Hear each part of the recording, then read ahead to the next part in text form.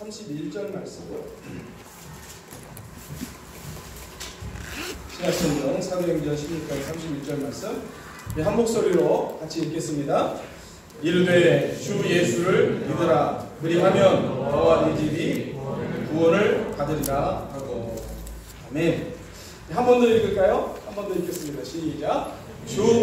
이르되 주 예수를 믿으라. 그리하면 너와 네 집이 구원을 받으리라 하고. 아멘.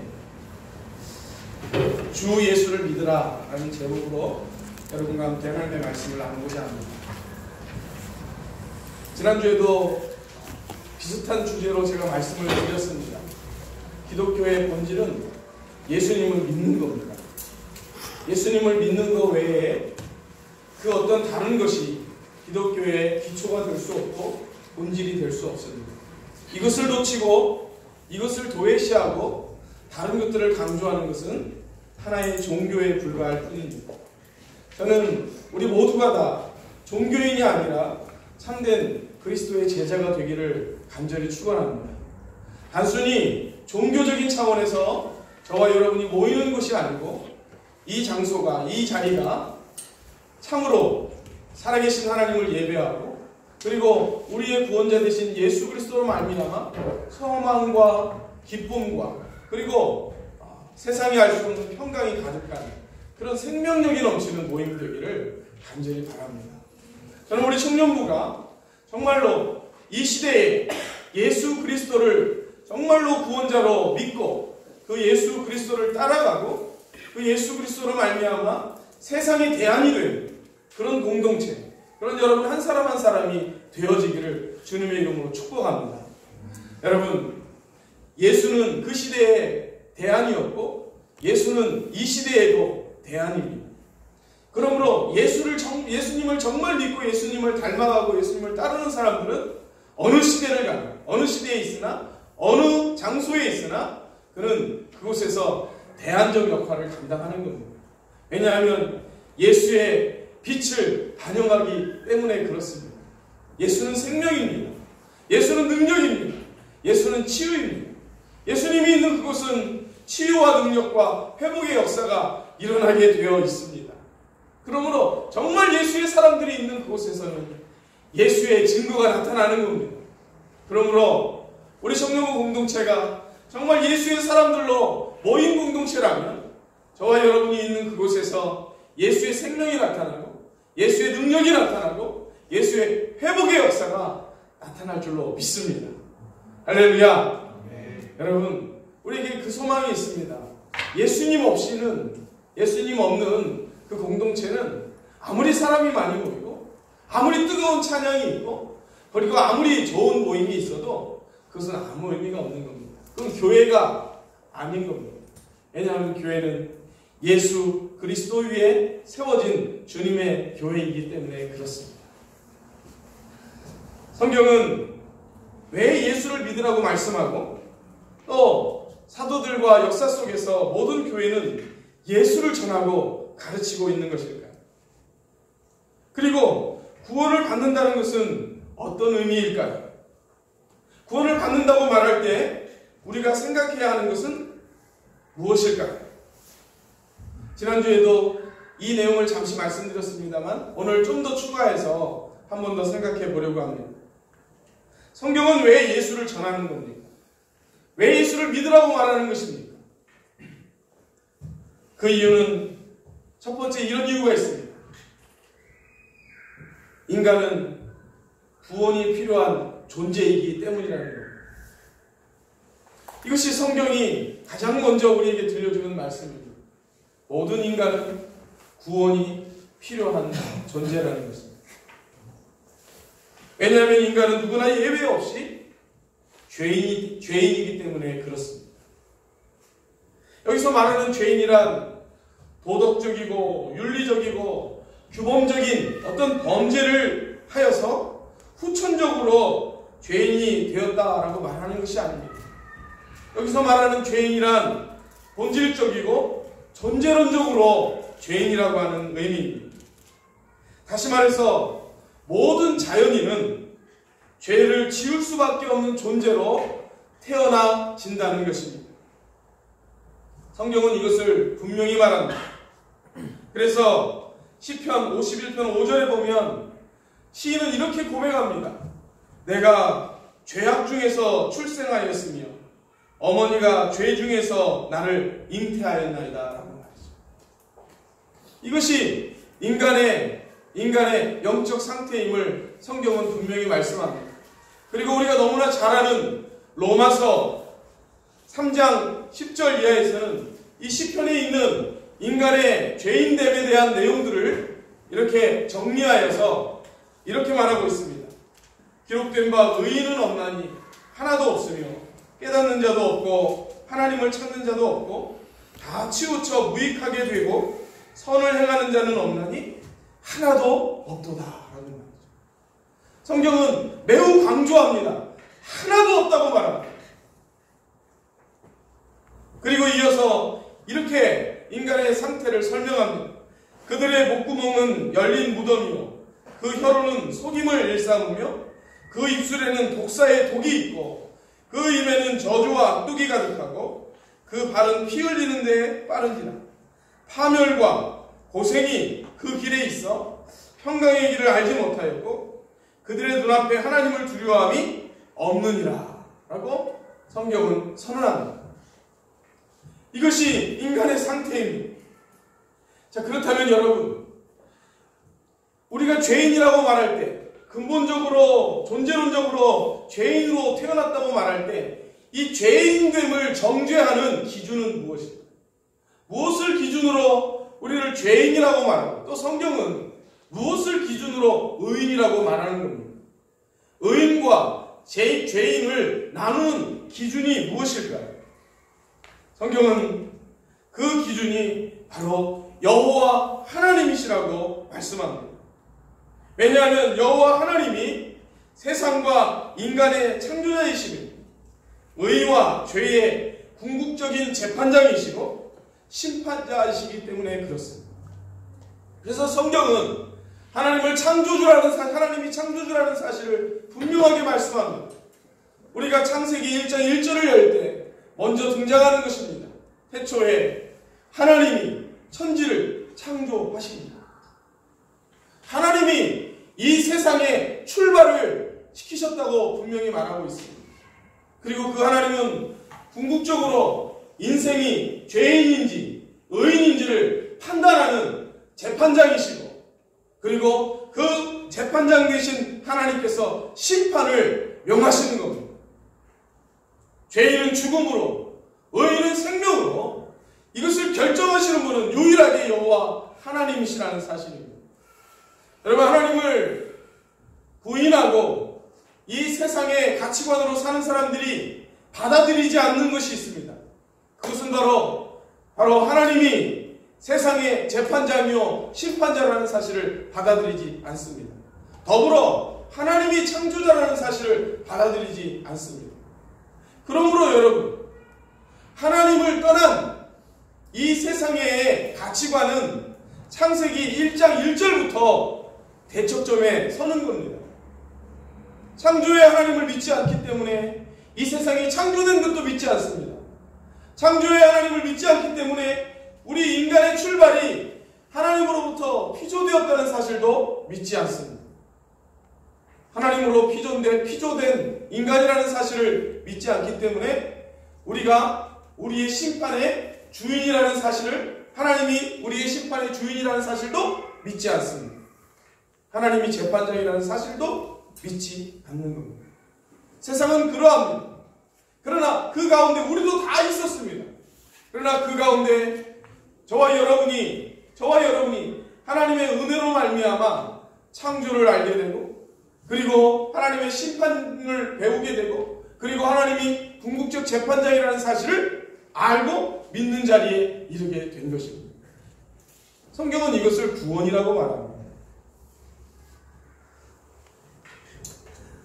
그래서 성경은 죄에 대한 기준을 이렇게 말합니다. 죄에 대한 기준을 로마서 3장 23절에 모든 사람이 죄를 범하였음에 하나님의 영광에 이르지 못하더라 라고.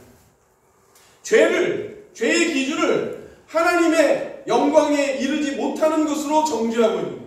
이것이 죄냐 아니냐 할 때 그가 얼마나 도덕적으로 윤리적으로 깨끗하느냐 청결하냐 그 문제를 가지고 말하지 않고 하나님의 영광에 미치느냐 미치지 못하느냐 이것으로 죄와 의를 다루고 있다는 사실, 정의하고 있다는 사실을 여러분들이 꼭 기억하시기를 바랍니다.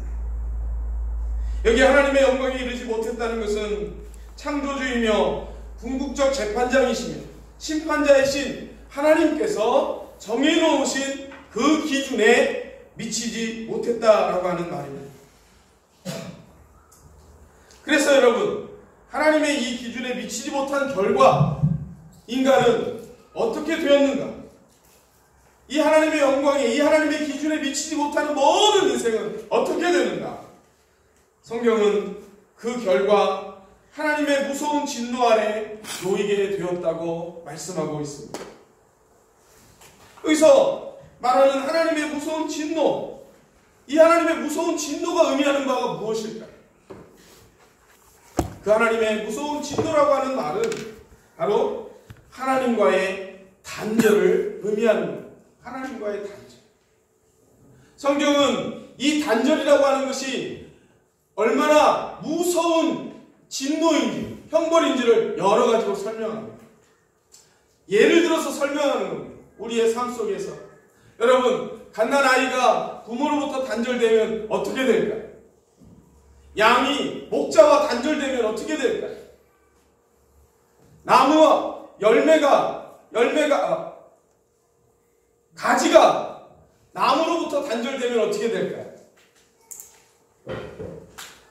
물고기가 물로부터 단절되면 어떻게 될까요? 성경은 바로 그 상태를 죽음이라고 말합니다. 그래서 단절이 죽음인 겁니다. 왜냐하면 하나님은 생명의 원천이시기 때문에 그렇습니다. 생명의 출발이요, 그 생명의 근본 대신 하나님으로부터 멀어지는 것, 그것이 바로 죽음이라고 합니다. 그것이 하나님의 무서운 진노입니다. 그것을 성경은 심판이라고 말하고 사망이라 이렇게 말하고 있는 겁니다. 로마서 6장 23절 상반절에 성경은 이렇게 말합니다. 죄의 삭은 사망이에요. 죄의 삭은 사망인 겁니다. 죄로 말미암아 하나님으로부터 단절된 상태, 그 상태는 곧 사망인 겁니다. 그러므로 우리는 매우 논리적으로 인간이 구원을 받는다고 할 때 두 번째 기억해야 될, 생각해야 할 것이 있습니다. 그것은 무엇이냐면 무엇으로부터의 구원인가 하는 거예요. 우리가 구원받는다고 할 때는 그 구원이 어디로부터의 구원인가를 확실히 알아야 합니다. 인간의 구원은 바로 이 하나님의 무서운 진노로부터의 구원을 의미하는 겁니다. 하나님의 심판과 사망으로부터의 구원을 말하는 겁니다. 이것은 생명의 원천이신 하나님과의 단절로부터의 회복이며 여호와 하나님, 생명의 근원 되신 그 하나님과의 화해를 의미하는 것입니다. 그러므로 구원을 받는다는 것은 하나님으로부터의 단절, 그것에서 하나님과의 연합, 하나님과의 불화로부터 하나님과의 화해, 죽음으로부터 생명으로 옮겨지는 것을 바로 구원이라고 말합니다. 여러분, 우리가 이 관계가 단절됐을 때 느끼는 그 아픔은 우리 모두가 다 사실은 조금씩 알고 있습니다. 꼭 아이가 아버지로부터의 단절되는 그 슬픔을 상상하지 않더라도 우리는 사랑하는 친구와 관계가 단절됐을 때 우리의 마음속에 밀려오는 그 단절의 아픔을 다 느낍니다. 사랑하는 이로부터 내가 멀어졌을 때 느끼는 그 공허함도 우리는 다 알고 있습니다. 외로움이라는 것이 무엇인지 우리는 너무나 잘 압니다. 그 외로움에 몸서리치면서 약을 먹지 않고는 잠을 이룰 수 없을 만큼 단절이라고 하는 것은 너무나 큰 형벌입니다. 여러분, 왜 죽음이라고 하는 것이 그렇게 슬픈 겁니까? 우리 예수 믿는 사람들도 부활에 대한 소망이 있고 영혼에 대한 소망이 있음에도 불구하고 죽음 앞에서 모두가 다 슬퍼합니다. 왜 그렇습니까? 우리가 더 이상 그를 보지 못한다고 하는, 이 땅 위에서는 더 이상 그를 육신의 눈으로 볼 수 없다고 하는 그 단절감 때문에 그러한 겁니다. 하나님과의 단절은 그것과 비교할 수 없는 너무나 무서운 그런 형벌입니다. 구원은 바로 그 단절로부터의 화해입니다. 그래서 성경은 이렇게 말하는 겁니다. 로마서 6장 23절, 죄의 삭은 사망이요 말하고 그 다음에 반대로 이렇게 말합니다. 하나님의 은사는 그리스도 예수 우리 주 안에 있는 영생이니라. 사망으로부터의 생명을 얻는 것, 그게 바로 구원인 겁니다. 생명의 근원이신 하나님으로부터 멀어진 인생은 참으로 비참합니다. 우리는 우리의 삶 속에서 늘 불안해합니다. 두려워합니다. 그리고 때로는 우울합니다. 우리 모두는 다 아무리 결혼을 한 사람도, 그리고 너무나 친밀한 관계 속에 있어도 우리는 근본적으로 느끼는 고독감을 다 가지고 있습니다. 여러분, 여기서 결혼한 사람 저밖에 없죠? 그죠? 부럽죠, 여러분? 여러분, 결혼해도 외롭습니다. 이 외로움은요, 인간이 가지는 본질적인 감정인 것 같아요. 그 누구도 채울 수 없는 내 마음의 공간이 늘 상존하는 것 같아요. 그래서 파스칼은 그 공간이 하나님으로만 채워질 수 있는 공간이라 이렇게 이야기하잖아요. 그렇습니다, 여러분. 그 공간은 왜 생겼을까요? 성경은 그것이 바로 죄인된 인간이 하나님으로부터 멀어졌기 때문에 생긴 것이다 라고 말씀하는 겁니다. 여러분, 그런데 다만 인생이 죄로 말미암아 소경이 된 이 상태가 되어서 우리가 늘상 보고 있는 육적인 죽음과 그 증상과 그 양상의 비참함을 보고 있으면서도 이 궁극적으로 생명의 근원 되신 하나님으로부터 단절된 인간의 이 영적 상태의 이 비참함을 제대로 파악하지 못하고 있을 뿐입니다. 이것이 우리의 안타까움입니다. 이것이 영적 소경된 인생의 모습입니다. 그래서 하나님의 무서운 진노와 심판 아래 있는 이 인간의 영적 실체를 자각하게 되는 것, 우리가 어떤 상태에 놓여 있는 존재인지를 아는 것, 그것이 바로 성령의 역사입니다. 성령이 우리 가운데 임재하셔서 우리의 마음 가운데, 우리의 생각 가운데 주시는 그 첫 번째 내용이 무엇이냐면, 우리가 하나님으로부터 멀어져 있는 비참한 상태에 있다는 사실을 깨닫게 하시는 겁니다. 그것을 바로 은혜라고 말합니다. 인간의 상태를 알고 우리에게 구원자가 필요하다, 구원이 필요하다는 사실을 깨닫도록 하는 것. 이 성령의 은혜가 우리 공동체 가운데 충만하게 임하기를 간절히 소원합니다. 여러분, 이 예배 가운데 성령께서 저와 여러분의 눈을 열어주셔서 우리 모두가 다 하나님으로부터 단절된 인생의 비참함을 깨닫게 되는 그런 은혜가 있기를 바라고, 그래서 나는 구원이 필요한 존재입니다 라고 하는 그 마음 가운데의 울부짖음이 우리 가운데 있어지기를 간절히 바랍니다. 그렇다면 세 번째로 생각해야 하는 것은 어떻게 이 죄인된 인간이 이러한 구원을 얻을 수 있는가 하는 것입니다. 어떻게 우리는 이 하나님과의 단절로부터 회복될 수 있고 연합될 수 있고, 어떻게 우리는 하나님과의 이 불화로부터 화해의 자리로 나아갈 수 있고 이 죽음과 사망의 자리에서 생명의 자리로 나아갈 수 있을까요? 어떻게 그 일이 가능할까요? 성경은 바로 이 모든 성경의 내용은 바로 그 어떻게에 대한 문제를 우리에게 가르쳐 줍니다. 어떻게 우리가 하나님과 화해할 수 있는가? 그 방법이 무엇인가를 이 성경은 우리에게 계시하고 있는 겁니다. 그래서 성경은 구원의 책인 겁니다. 그것이 바로 성경이 기록된 목적이라고 성경 스스로가 말하고 있습니다. 디모데후서 3장 15절은 이렇게 말합니다. 내가 어려서부터 성경을 알았나니 성경은 능히 너로 그리스도 예수 안에 있는 믿음으로 말미암아 구원에 이르는 지혜가 있게 하리라. 구원에 이르는 길, 구원에 이르는 방법, 그 구원에 이르는 지혜가 무엇인지를 이 성경이 말씀하고 있는 겁니다. 여러분, 이 성경이 말씀하고 있는 구원에 이르는 지혜를 가르쳐 줄 때 첫 번째 성경이 말하는 것은 바로 이겁니다. 인간이 스스로의 힘과 방법으로 그 구원의 길을 찾을 수 없답니다. 인간은 스스로의 능력과 스스로 구하는 어떤 방법으로도 그 구원의 길을 찾아갈 수 없는 존재라는 겁니다. 왜냐하면 본질적으로, 존재론적으로 죄인인 인간이 내놓는 그 어떤 행위와 방법과 계획도 하나님의 기준에 미칠 수 없기 때문에 그렇습니다. 그리고 그 하나님의 무서운 진노를 피할 수 있는 그런 길을 제시할 수 없기 때문에 그렇습니다.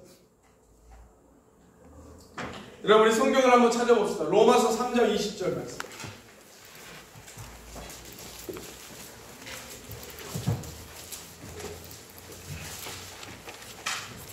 로마서 3장 20절 말씀 찾아서 같이 읽어보겠습니다. 같이 읽습니다. 그러므로 율법의 행위로 그 앞에 의롭다 하심을 얻을 유체가 없나니 율법으로는 죄를 깨닫느니라. 여기서 율법의 행위라는 것은 물론 율법이라고 하는 것은 유대인들에게 주어진 그 율법을 이야기하지만 이 율법이 대표하고 있는 것은 인간의 모든 행위를 대표하고 있는 겁니다. 근데 인간의 그 모든 행위로는 하나님 앞에 의롭게 여길 만한 그 어떤 것도 만들어낼 수 없다는 겁니다. 다시 말하면 인간 스스로가 그 길을 찾거나 그 길을 고안해낼 수 없다는 겁니다. 여러분, 그러면 어떻게 해야 되냐? 그러면 어떻게 이 하나님의 무서운 심판과 진노로부터 우리는 구원을 받을 수 있는 겁니다. 인간이 구원을 받을 수 있는 그 방법은 무엇일까요? 성경은 그 구원의 방법이 인간으로부터 출발되지 않고 궁극적 심판자이시며 재판장이신 하나님으로부터 와야 된다고 하는 사실을 말씀합니다. 하나님으로부터 와야 되는 겁니다. 왜냐하면 인간이 그 어떤 행위로도 그 궁극적 심판자의 기준에 도달할 수 없기 때문에 그렇습니다. 그러므로 인간이 그 길을 만들거나 찾는 것이 아니고 위로부터 재판장이시며 심판자이시며 창조주신 하나님으로부터 인간에게 내려와야 하는 겁니다.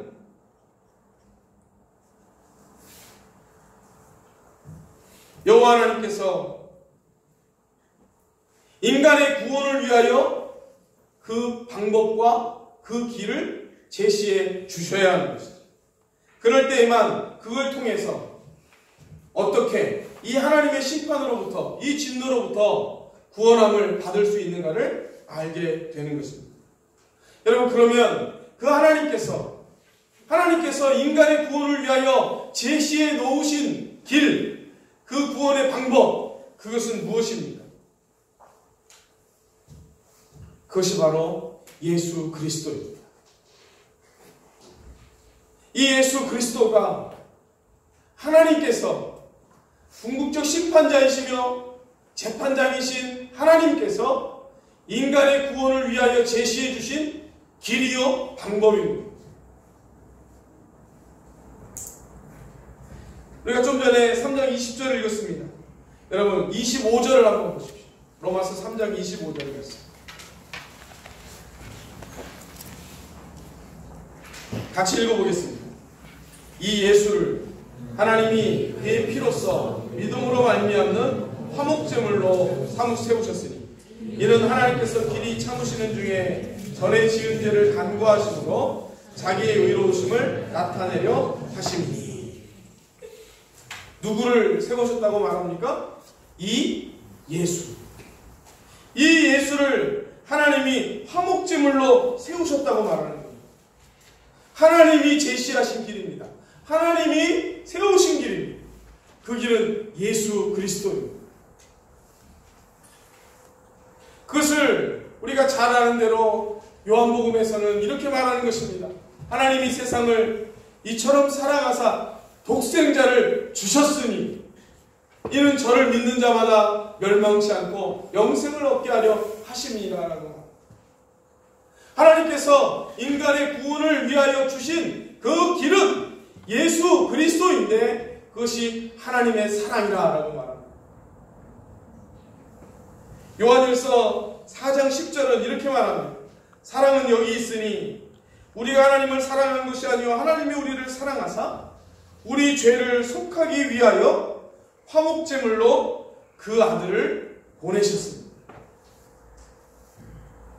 화목제물. 누구와 누구의 화목을 위함입니까? 하나님과 단절된 인간과의 화목을 위함입니다. 하나님과 인간의 이 단절을 회복할 수 있는, 다시 화목케 할 수 있는 그 일을 위하여 하나님께서 주신 그 길이, 그 방법이 바로 예수 그리스도입니다. 그래서 여러분, 이 사실을 제가 여러분에게 전하고 있는 겁니다. 그래서 이 사실을 믿는 믿음의 선진들이, 이것을 아는 선진들이 그 후배들에게, 그 후손들에게 예수를 전하는 겁니다. 그래서 오늘도 우리 선교사들이 저 해외에 나아가 예수를 전하는 겁니다. 가르치는 겁니다.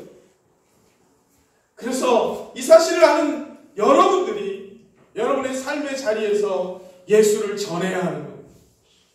왜냐하면 예수는 사랑이기 때문에 그러합니다. 생명을 구원할 수 있는 길이기 때문에 이 예수를 전해야 하는 겁니다. 그러므로 예수를 믿는 사람은 예수를 전하게 되어 있습니다.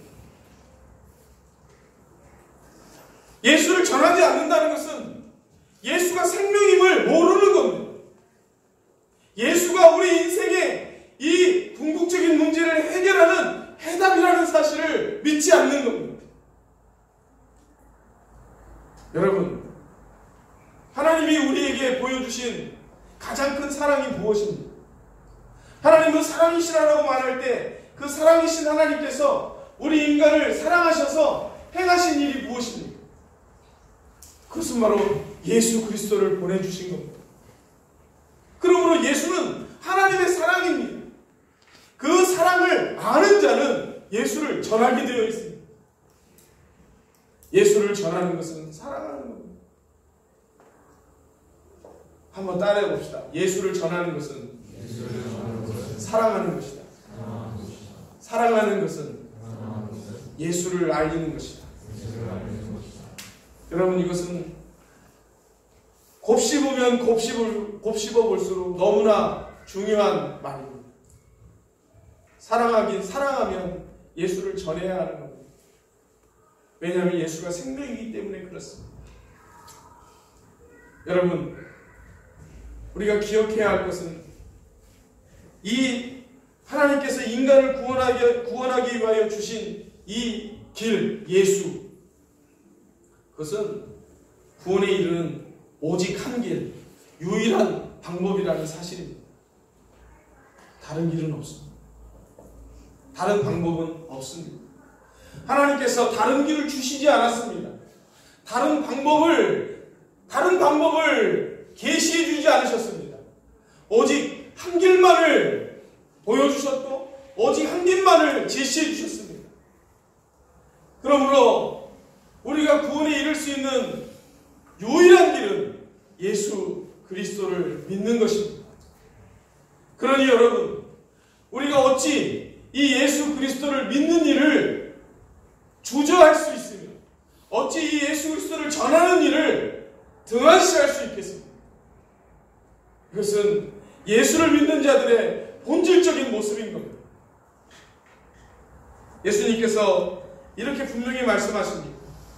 내가 곧 길이요 진리요 생명이니 나로 말미암지 않고는 아버지께로 올 자가 없느니라. 나만이 그 길이라고 말하는 겁니다. 나 외에는 아버지께로 갈 수 있는 어떤 길도 없다고 말씀하고 있는 겁니다. 그래서 이 사실을 아는 사도들이 사도행전에서 이렇게 선언하는 겁니다. 다른 이로서는 구원을 받을 수 없나니 왜냐하면 천하 사람 중에 구원을 받을 만한 다른 이름을 우리에게 주신 일이 없습니다. 다른 이름으로서는 구원을 얻을 수 없는 겁니다. 다른 길은 없는 겁니다. 다른 방법은 없는 겁니다. 왜냐하면 하나님께서 다른 이름과 다른 길을, 다른 방법을 주신 일이 없기 때문에 그러합니다. 그러므로 여러분, 이 유일한 길, 이 오직한 길, 구원에 이르는 이 유일한 길 대신 예수 그리스도를 전하는 겁니다. 오늘 우리가 읽은 본문이 바로 그겁니다. 주 예수를 믿으라. 그리하면 너와 내 집이 구원을 얻으리라. 주 예수를 믿는 것 외에는 다른 방법이 없다는 겁니다. 주 예수를 믿어야만 하나님과의 단절로부터 회복이 되고 하나님과의 불화로부터 화해가 되고 사망에서 생명으로 옮겨진다는 겁니다. 그래서 주 예수를 믿으라고 하는 이 선언과 이 선포는 여러분 우리에게 생명을 전하는 겁니다. 이것은 가장 시급하고 가장 중요하고 가장 본질적인 문제인 겁니다.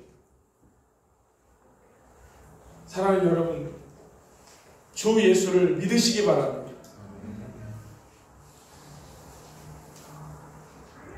예수를 믿는 것은 해도 되고 안 해도 되는 문제가 아닙니다. 다른 모든 것은 다 하지 않아도 예수를 믿는 일은 반드시 해야 합니다.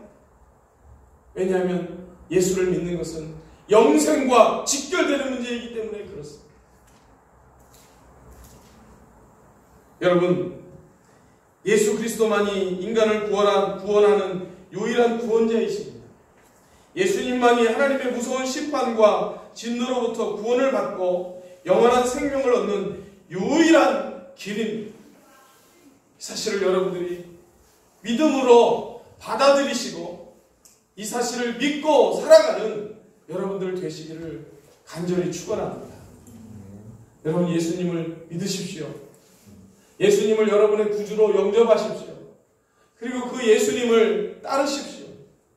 그것이 우리 인생이 영원한 생명을 얻는 유일한 길입니다. 이것보다 더 중요한 것은 없습니다. 이것보다 더 본질적인 것은 없습니다. 이 예수를 믿는 자가 이 예수를 믿을 때에만 성경이 말씀하는 가르침은 권위를 가지는 겁니다. 예수 믿는 사람은 어떻게 살아야 하는가? 예수 믿는 사람은 왜 이것은 해야 되고 이것은 하지 말아야 되는가? 예수 믿는 사람은 왜 이런 모습으로 살아야만 하는가? 왜 교회가 존재해야 하는가? 무엇 때문에 우리는 교회로 모이는가?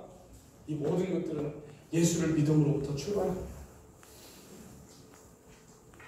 예수를 빼놓고 여러분 해야 할 것과 하지 말할 것을 구분하는 것은 다 율법입니다. 그것은 여러분을 힘들게 할 뿐입니다. 여러분의 짐이 될 뿐입니다. 여러분을 올가매는 족쇄가 될 겁니다. 그러나 예수를 믿음으로 말미암아 영원한 생명을 얻은 것을 아는 자에게 율법은 우리를 자유케 하는 율법입니다. 우리를 성숙시키시는 하나님의 도구가 되는 겁니다. 우리의 삶이 어떻게 살아야 하는가는 인생의 삶의 본질이 무엇인지를 가르쳐주는 하나님의 지표가 되는 것입니다. 내가 어떻게 대학에 가서 어떻게 무엇을 판단하고 무엇을 결정해야 할까? 그 판단의 기준이 무엇일까? 내가 왜 이러한 여러 정황 속에서도 앞에서도 이 말씀을 붙들고 살아야 하는가? 그 다윗은 예수로부터 출발하는 겁니다. 예수를 믿는 믿음으로부터 출발하는 겁니다. 회사에서 여러 가지 고난과 어려움 속에서도 내가 왜 하나님의 백성으로서의 정체성을 가지고 살아야 하는가? 내가 왜 이 고난을 받아야 되는가? 내가 왜 이 어려움을 받아야만 하는가 하는 모든 출발은 예수를 믿음으로 출발합니다. 여러분, 술을 먹어야 되는가 말아야 되는가? 주의를 지켜야 되는가 말아야 되는가? 내가 이 사람하고 결혼을 해야 되는가 말아야 되는가? 이 관계를 유지해야 되는가 말아야 되는가? 이 유혹 앞에서 내가 어떠한 스탠스를 취해야 하는가? 이 모든 것들은 예수를 믿는 것으로부터 출발합니다. 여러분, 예수님을 믿으십니까? 네. 이 예수님이 여러분의 구원자이십니까? 이 예수님이 여러분의 유일한 구원자이십니까? 네. 교회는 예수를 믿는 사람들의 공동체입니다. 끝으로 한 가지만 더 생각해 보겠습니다. 예수 그리스도를 믿음으로 말미암아 구원을 얻는다는 것은 이처럼 하나님의 무서운 진노로부터의 구원을 의미합니다. 그런데 그것으로 끝나지 않습니다. 우리가 구원을 얻는다는 것은 단순히 사망과 심판을 면하는 것만으로 끝나지 않습니다. 그것은 그것보다 훨씬 더 융숭한 의미가 있습니다. 예수 그리스도를 믿어 구원에 이른다는 것은 여러분 더 적극적이고 긍정적이며 풍성한 의미를 가지고 있습니다. 그것은 바로 하나님과의 화해입니다. 하나님과의 연합입니다. 이 생명의 근원 대신 하나님과 하나가 되는 겁니다. 여러분, 하나님과의 화해가 말하는 적극적인 의미는 무엇일까요? 우리가 정말 아름다운 관계 속에 있을 때 그 관계 속에서 느끼는 그 풍성함, 그 일치함 속에서 느껴지는 그 감격, 그 감사, 내 마음속의 그 감동, 우리가 그것들을 조금이나마 느낄 수 있는 것처럼 하나님과 하나가 되고 하나님과 연합된다고 하는 사실, 그리고 하나님과 화해된다고 하는 사실은 여러분 우리가 무한한 하나님의 영광의 자녀가 된다는 사실입니다. 저는 이것이 얼마나 큰지, 이것이 얼마나 놀라운지 다 묘사할 수가 없습니다. 그것이 제가 갖는 답답함이었습니다. 말씀을 준비하면서 어제 여러분 제가 새벽 3시 반에 우리 서기자매에게 이 설교 본문을 전해줬어요. 새벽 3시 반. 자, 여러분 그 시간까지 고민했던 게 이겁니다. 어떻게 이 하나님과의 화해의 풍성함을 묘사할 수 있는가? 여러분 그것은 하나님께서만이 저와 여러분에게 은혜를 주셔서 알게 하실 줄로 생각이 되었습니다. 여러분 사도 바울이 이렇게 기도합니다. 에베소서 1장 17절 이하를 보면 우리 주 예수 그리스도의 하나님 영광의 아버지께서 지혜와 계시의 영을 너희에게 주사 하나님을 알게 하시고 너희 마음의 눈을 밝히사 그의 부르심의 소망이 무엇이며 성도 안에서 그 기업의 영광의 풍성함이 무엇이며 또 그의 힘의 위력으로 역사하심을 따라 믿는 우리에게 베푸신 능력의 지극히 크심이 어떠한 것을 너희로 알게 하시기를 구하노라 라고 기도합니다. 이 말씀을 붙들고 기도했습니다. 하나님, 우리의 눈을 열어주셔서 하나님이 우리에게 약속하신 그 기업의 영광의 풍성함이 무엇인지 가르쳐 주옵소서. 하나님이 우리를 부르신 부르심의 소망이 무엇인지를 알게 해주십시오. 하나님의 능력의 크심이 어떠한지를 우리로 보게 해주십시오 라고 기도했습니다. 사랑하는 여러분, 성경은 이 하나님의 영광에 대하여 이렇게 설명합니다. 우리가 잠시 받는 환난에 경하는 것이 지극히 크고 영원한 영광에 중한 것을 우리에게 이루게 함이라고 이렇게 말합니다. 이것이 성경의 저자들이 선언하고 있는 내용입니다. 그리고 이렇게도 말합니다. 현재의 고난은 장차 우리에게 나타날 영광과 좋게 비교할 수 없다. 여러분, 이 하나님의 영광이 이 크기와 이 무게가 얼마나 큰지 그것을 다 설명하지는 못해도 그것이 우리가 받는 이 현재의 삶과는 좋게 비교할 수 없는 비교 불가한 그 크기와 그 규모라고 하는 사실을 성경은 말씀하고 있습니다. 구원은 바로 그런 겁니다. 그 자리에 있는 겁니다. 그래서 성경은 이 구원을 받는 하나님의 백성들을 하나님의 자녀가 되는 권세를 가진다 이렇게 설명하고 있습니다. 사랑하는 여러분, 저와 여러분이 예수를 믿어 하나님의 진노로부터 구원함을 받을 뿐만 아니라 이 땅에서의 삶과는 좋게 비교할 수 없는 그 영광스러운 하나님과의 연합된 삶으로 나아가서 정말 하나님이 주시는 이 영광의 크기를 조금이나마 느끼고 조금이나마 누리는 그런 저와 여러분의 삶이 되시기를, 그리고 그것을 나누는 삶이 되시기를 주님의 이름으로 축원합니다. 주님의 이름으로 축원합니다. 우리 같이 찬양하면서 함께 기도하며 나아가기를 원합니다. 예수라는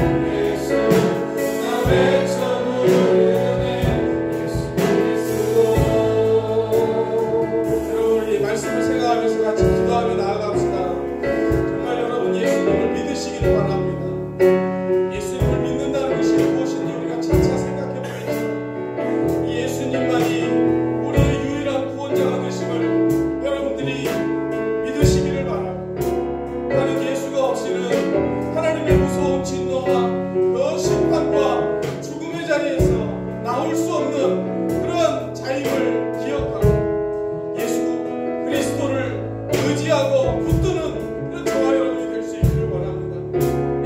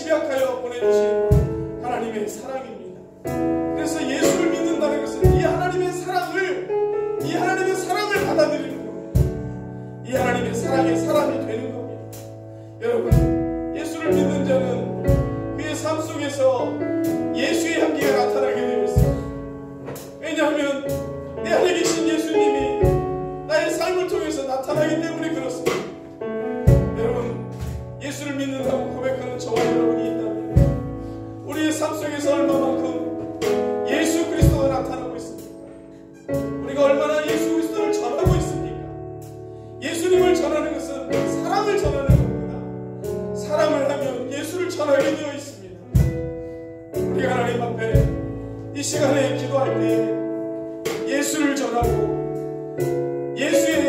예수로 나타나는 하나님의 사랑을 전하는 삶을 살게 하여 주옵소서. 나의 삶 속에서 예수의 영광을 드러내는 삶을 살게 하여 주옵소서.